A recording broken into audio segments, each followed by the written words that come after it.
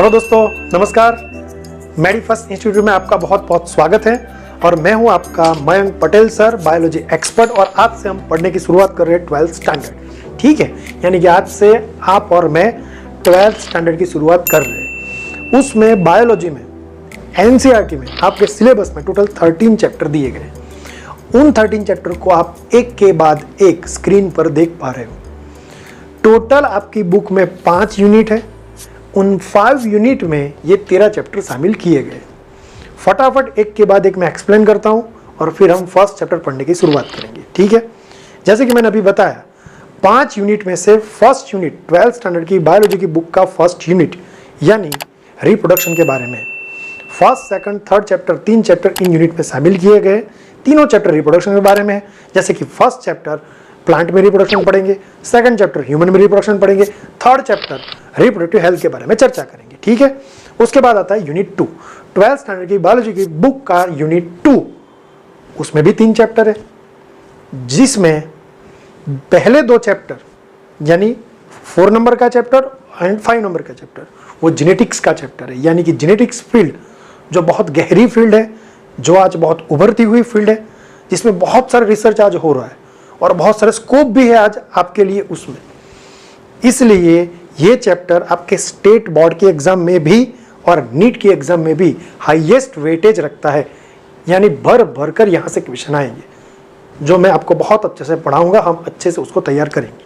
ठीक है, और उसके बाद 6 चैप्टर में इवोल्यूशन आएगा। यानी इवोल्यूशन का ये चैप्टर है, जैसे कि ये दुनिया कैसे बनी, इस दुनिया में सबसे पहला ऑर्गेनिज्म बैक्टीरिया कैसे आया, बैक्टीरिया में से एक के बाद एक नए नए ऑर्गेनिज्म आते गए, नए नए स्पीसीज आते गए, और आज इस दुनिया में करीबन 5 करोड़ के आसपास स्पीसीज है। उनमें लास्ट में हम लोग आए। ह्यूमन कैसे बने, बंदर में से धीरे धीरे चेंज हो होकर अलग अलग प्रिमिटिव मैन बने। कौन से प्रिमिटिव मैन पहले आए, कौन से प्रिमिटिव मैन बाद में आए, और लास्ट में सबसे मॉडर्न मैन जैसे कि हम लोग अभी खड़े हो गए। तो हम कैसे बने, बंदर से लेकर ह्यूमन कैसे बने, वो पूरी जर्नी हम रास्ते पर चल चल कर एक एक चीज देख देख कर इमेजिंग कर कर कर पढ़ेंगे, याद रखेंगे। ठीक है, तो इवोल्यूशन का चैप्टर है, चैप्टर 6। मैं फिर से बताना चाहता हूं, हमने फर्स्ट यूनिट में देखे 3 चैप्टर जो रिप्रोडक्शन के, first, second, third, chapter 4 and 5 genetics का एंड चैप्टर 7 इवोल्यूशन का। ठीक है, और फिर आता है यूनिट 3, 12th स्टैंडर्ड की बायोलॉजी की बुक का यूनिट 3। उसमें 2 चैप्टर है। चैप्टर नंबर 7 यानी मेरी फील्ड का चैप्टर। मैं फार्मासिस्ट हूं और फार्मेसी में सबसे अच्छा यही पढ़ना होता है कि भाई बॉडी क्या है, बॉडी की सिस्टम क्या है, बॉडी में किन किन प्रकार के डिजीज होते हैं, उनको क्योर कैसे किए जाते हैं, दवाइयाँ क्या क्या होती है, ट्रीटमेंट क्या क्या होती है। तो ये मेरी फील्ड का चैप्टर है, मेरा फेवरेट चैप्टर है। यानी कि बॉडी में डिजीज के साथ हमारी बॉडी कैसे लड़ती है, इम्यूनिटी, और अगर डिजीज क्योर ना कर सके हमारी बॉडी तो बाहर से कौन सी दवाइयाँ होती है, कैसी ट्रीटमेंट होती है, उसके बारे में। ठीक है, इसके बाद आता है चैप्टर 8 यानी कि माइक्रोब्स इन ह्यूमन वेलफेयर। यानी कि ह्यूमन के जीवन में हमारे पॉपुलेशन में माइक्रोब्स का क्या महत्व है। बैक्टीरिया है, फंजाई है, वो दही बनाने में, इडली डोसा बनाने में, ब्रेड बनाने में, बायोगैस बनाने में कैसे हेल्प करते हैं, उसके बारे में डिटेल में पढ़ेंगे। पानी के शुद्धिकरण में यानी सुएज ट्रीटमेंट प्लांट में वो लोग कैसे काम करते हैं, वो सब डिटेल में हम पढ़ेंगे। एग्रीकल्चर में भी उनका यूज़ है, bio fertilizer, bio control agent, सब कुछ डिटेल में पढ़ेंगे। माइक्रोब्स हमारे जीवन में कितने महत्व के, कितने उपयोगी है, उसके बारे में। ठीक है, फिर यूनिट 4 आता है। यूनिट 4 में चैप्टर 9 और 10 है, जो डिटेल में हम पढ़ेंगे बायोटेक्नोलॉजी के बारे में। अब ये क्या है, ये अभी आपके लिए नया नया वर्ड है, इससे आप परिचित नहीं हो। पहले आप मेरे वो 2 चैप्टर जेनेटिक्स के पढ़ लोगे, जीन्स के बारे में आपको डिटेल में पता लग जाएगा। जीन्स से कैसे कैरेक्टर प्रोड्यूस होते हैं, जीन्स बदलेंगे तो कैसे कैरेक्टर बदलेंगे, वो सारा नॉलेज आ जाएगा। तो उसके बाद उसको कैसे इंडस्ट्री में यूज कर सकते हैं, इस नॉलेज को कैसे इंडस्ट्री में यूज कर सकते हैं, और किस तरीके से अभी भी ह्यूमन की लाइफ को और अच्छा बना सकते हैं, उसके बारे में है। अभी इस फील्ड की बहुत डिमांड है और आने वाले सालों में इस पर बहुत सारा रिसर्च अभी बाकी और होने वाला है, यानी कि ये भी आपके लिए बहुत उभरती हुई फील्ड है। ठीक है, तो ये यूनिट 4 हुआ, चैप्टर 9, 10 हुआ, और लास्ट यूनिट यानी यूनिट 5 12th स्टैंडर्ड की बायोलॉजी की बुक का यूनिट 5 यानी और 3 चैप्टर, चैप्टर 11, 12, 13 जो पूरे एनवायरनमेंट के बारे में बताते हैं, एनवायरनमेंट साइंस यानी पर्यावरण विज्ञान यानी इकोलॉजी के बारे में हम पढ़ेंगे। ठीक है, इस तरीके से आपके 13 चैप्टर मैंने एक के बाद एक शॉर्ट में एक्सप्लेन किए। जैसे दोस्तों आपने मेरे साथ 11th स्टैंडर्ड अच्छे से पढ़ा, उसकी अच्छे से नोट्स बनाई, वैसे ही दोस्तों 12th स्टैंडर्ड को भी मेरे साथ आपको अच्छे से पढ़ना होगा। मैं जैसे जैसे आपको पढ़ाता चलूँ, जैसे जैसे हर चीज़, हर पेज पर आने वाले हर सेंटेंस के हर वर्ड के एक एक लेटर को मैं अच्छे से आपको समझाऊंगा, इमेजिन करवाऊंगा, वैसे आप करिएगा और आपकी नोट खुद बनाइएगा। जो जो हम पढ़ते रहे आप अपने तरीके से उसको नोट में उतारते रहना, और वही नोट आपका ब्रह्मास्त्र है, जीवन भर वही काम लगेगा, आप मुझे याद करोगे। ठीक है दोस्तों, तो आज से हम शुरू करते हैं 12th स्टैंडर्ड, उसका फर्स्ट चैप्टर का नाम है रिप्रोडक्शन इन फ्लावरिंग प्लांट। तो पहले तो इस नाम को समझो, जो ये चैप्टर का नाम दिया गया है उसके एक एक वर्ड को समझो। फ्लावरिंग प्लांट कौन से होते हैं जिस पर फ्लावर आते हैं? Angiosperm plant. मैं आपको पहले से समझाऊं तो आप मेरे साथ 11th में अच्छे से पढ़े हो। प्लांट किंगडम, इस दुनिया में अगर पहले प्लांट आए थे तो वो थी अलगी, सबसे छोटे प्लांट, सबसे सिंपल प्लांट। उसके बाद उसमें से आए ब्रायोफाइटा, उसमें से आए टेरिडोफाइटा, उसमें से आए जिम्नोस्पर्म, और जिम्नोस्पर्म में से आए लास्ट में वो आए एंजियोस्पर्म, यानी एंजियोस्पर्म प्लांट जो आज की दुनिया में सबसे डोमिनेंट है। वो प्लांट जिसके पास सच्चे रूट, स्टेम, लीफ होते, फ्लावर, फ्रूट, सीड होते, वैसे प्लांट जिसको बोलते हैं एंजियोस्पर्म प्लांट, जिसको सिंपल भाषा में बोलते हैं फ्लावरिंग प्लांट। उन प्लांट के बारे में हम डिटेल में पढ़ेंगे। वैसे तो इसके बारे में हम पीएचडी कर चुके 11th स्टैंडर्ड में, याद करिए 11th स्टैंडर्ड में दोस्तों आपका एक चैप्टर था मॉर्फोलॉजी इन फ्लावरिंग प्लांट, यानी ये एंजियोस्पर्म प्लांट, फ्लावर वाले प्लांट का हम रूट, स्टेम, लीफ, फ्लावर और फ्रूट, सीड भी कई हद तक हम देख चुके हैं। और उसके बाद भी एक चैप्टर था एनाटॉमी इन फ्लावरिंग प्लांट, यानी हर रूट, स्टेम, लीफ का हमने सेक्शन लिया, रूट, स्टेम, लीफ का इंटरनल स्ट्रक्चर देखा, उसके अंदर हर टिश्यू को, सेल्स को बारीकाई से, सूक्ष्म तरीके से हम पढ़े, तो सब पता है आपको। लेकिन 12th स्टैंडर्ड में आपको उससे भी और हाई लेवल पर पढ़ना है कि इस प्लांट में कैसे रिप्रोडक्शन होता है। इसलिए इस चैप्टर का नाम दिया गया है sexual reproduction in flowering plant, यानी कि इस चैप्टर में मात्र हम पढ़ेंगे रिप्रोडक्शन, और वो भी सेक्सुअल रिप्रोडक्शन। ए सेक्सुअल रिप्रोडक्शन तो मैंने बहुत बार चर्चा कर ली 11th स्टैंडर्ड। 2 पेरेंट्स की जरूरत नहीं पड़ती, गैमेट इन्वॉल्व होते ही नहीं है, ना मेल गैमेट ना फीमेल गैमेट। गैमेट जुड़े बिना सिंगल पेरेंट्स में से बच्चा बन जाए तो ये होता है ए सेक्सुअल रिप्रोडक्शन। 11th में अच्छे से पढ़ चुके हो, जान चुके हो, समझ चुके हो। मेरा अभी उसमें कोई इंटरेस्ट नहीं है, मेरा पढ़ाने में इंटरेस्ट है सेक्सुअल रिप्रोडक्शन। ठीक है, तो एंजियोस्पर्म प्लांट यानी फ्लावरिंग प्लांट में मेरे दोस्तों आपको सेक्सुअल रिप्रोडक्शन पढ़ना हो तो पहले ये सेक्सुअल रिप्रोडक्शन जिस जगह पर होता है उस जगह को डिटेल में जानना जरूरी है। हम 11th में ये भी पढ़ चुके हैं, लेकिन फिर से मैं एक बार रिवाइज करवा देता हूँ, क्योंकि यही चैप्टर का सबसे बड़ा बेस है, पायोनियर है, इसलिए मैं फिर से इसको रिवाइज करवाता हूँ। ठीक है, तो हम फ्लावर पहले पढ़ेंगे। तो मैं शुरुआत कर रहा हूँ, ध्यान से सुनिए। ये सारे सेंटेंस आपको जो स्क्रीन पर दिख रहे हैं वो ध्यान से देखिएगा और समझिएगा। साथियों, जैसे ही ये हमारा प्लांट बड़ा होता है, उसका ग्रोथ एंड डेवलपमेंट होता है, वैसे उसके अंदर हार्मोन में चेंज होते हैं। उसके हार्मोन चेंज होते हैं, इसलिए उसके स्ट्रक्चर में भी चेंज होता है। और स्ट्रक्चर में चेंज होते होते अलग अलग जगह पर, प्लांट की अलग अलग जगह पर, अलग अलग लोकेशन पर, अलग अलग साइट पर फ्लोरल बड बनती है। फ्लोरल बड यानी वो जगह, वो स्ट्रक्चर जिसमें से फ्लावर बनने वाला है, मैच्योर फ्लावर ग्रो करने वाला है। तो प्लांट की अलग अलग लोकेशन पर फ्लोरल बड बनना, उसको बोलते हैं फ्लोरल प्राइमोडियम। ठीक है, तो फ्लोरल प्राइमोडियम होता है, मैं फिर से बोलता हूं, प्लांट के हार्मोन जो ग्रोथ के रिस्पॉन्स उसमें थोड़े थोड़े चेंज होते रहते हैं, जिसकी वजह से प्लांट की ग्रोथ एंड डेवलपमेंट दौरान स्ट्रक्चर में भी चेंज होता है और उसी वजह से अलग अलग जगह पर फ्लोरल बड बनती है, जिसको बोलते हैं फ्लोरल प्राइमोडियम। ठीक है, फ्लोरल बड में से धीरे धीरे फ्लावर ग्रो करते हैं। बहुत सारे फ्लावर मैच्योर होकर एक अच्छी तरीके से अरेंज होते हैं।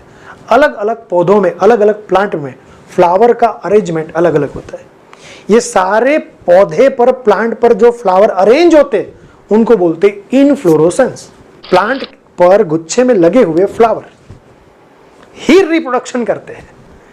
यानी प्लांट में अगर जो चीज आपको पढ़नी है सेक्सुअल रिप्रोडक्शन, वो आपको इस चैप्टर में डिटेल में पढ़नी है, तो पहले आपको फ्लावर के बारे में पता होना चाहिए।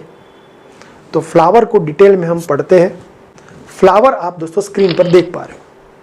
अगर इसको मैं जूम कर दिखाऊं तो फ्लावर का जो नीचे का जो डंडा है, यानी जो डंडी जैसी रचना है, फ्लावर का नीचे का पोर्शन, बेजल पोर्शन, जिससे फ्लावर पौधे से या पौधे की डाली से, मैं इंग्लिश में बोलूं तो फ्लावर का बेजल पार्ट, नीचे वाला पार्ट, जो फ्लावर को प्लांट या प्लांट की ब्रांच से जोड़ता है।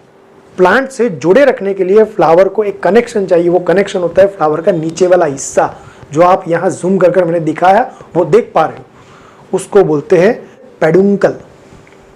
ठीक है, ओके।